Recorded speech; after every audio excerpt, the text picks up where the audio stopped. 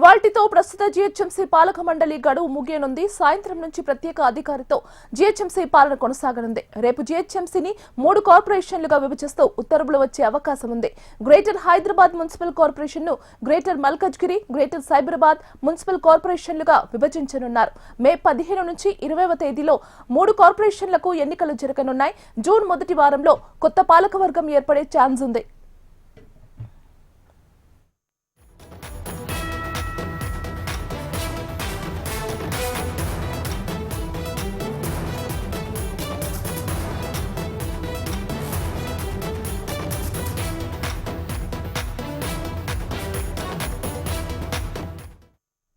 ఇవాల్టితో ప్రస్తుత జీహెచ్ఎంసీ పాలక మండలి గడువు ముగియనుంది. సాయంత్రం నుంచి ప్రత్యేక అధికారితో జీహెచ్ఎంసీ పాలన కొనసాగనుంది. రేపు జీహెచ్ఎంసీని 3 కార్పొరేషన్లుగా విభజిస్తూ ఉత్తర్వులు వచ్చే అవకాశం ఉంది.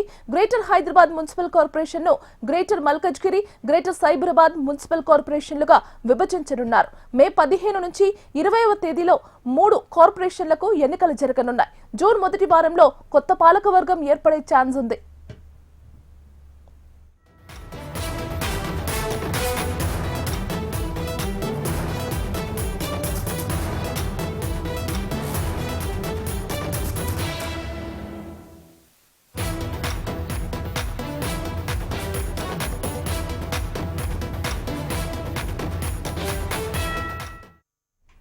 ఇవాల్టితో ప్రస్తుత జీహెచ్ఎంసీ పాలక మండలి గడువు ముగియనుంది.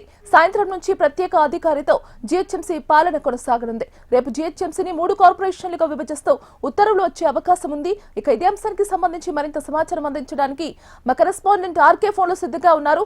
ఆర్కే, మొత్తానికి జిహెచ్ఎంసీకి సంబంధించిన పాలకవర్గం నేటితో ముగియబోతోంది. 2021 ఫిబ్రవరి 10వ తేదీన కొత్త పాలకవర్గం ఎన్నికవడం జరిగింది. 2020లో డిసెంబర్ లో ఎన్నికలయ్యాయి. 21 ఫిబ్రవరి 10వ తేదీన పాలకవర్గం కొత్త పాలకవర్గం రావడం జరిగింది. అప్పటి నుంచి కూడా దాదాపు 450 తీర్మానాలకు ఆమోదం తెలపడం జరిగింది. సో ఈ రోజుతో పాలకవర్గం సంబంధించి సాయంత్రం 5 గంటలతో ముగియడం జరిగింది. 6 గంటల నుంచి కూడా పూర్తిగా ప్రత్యేక అధికారి పాలనలోకి అయితే వెళ్ళబోతోంది. సో రేపు జిహెచ్ఎంసీకి సంబంధించి మొత్తం 3 వార్డులుగా కూడా విభజించే అవకాశం, 3 కార్పొరేషన్ గా కూడా విభజించే అవకాశం ఉంది. అందులో గ్రేటర్ హైదరాబాద్ ఒకటి, అలాగే మల్కాజ్గిరి మరొకటి, సైబరాబాద్ లేదా షేర్లింగంపల్లి అని ఏర్పాటు చేసే అవకాశం ఉంటుంది. ఆ సైబరాబాద్ లేకపోతే షేర్లింగంపల్లి అనే దానిపైన కొంత క్లారిటీ అయితే రావాల్సి ఉంటుంది. సో ఈ 3 కార్పొరేషన్లకు సంబంధించి ఇప్పటికీ ఆఫీసులు కూడా పూర్తి స్థాయిలో అధికారులు సిద్ధం చేయడం జరిగింది. ప్రస్తుతం ఉన్న హెడ్ ఆఫీస్ లోనే GHMC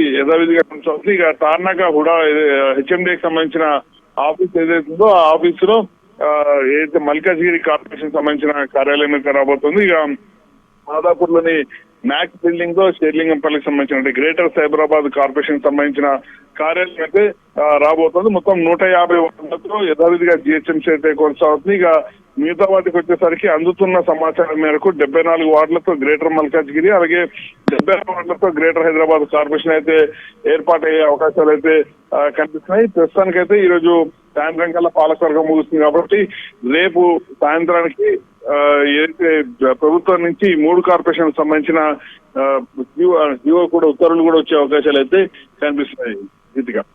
right RK, thank you.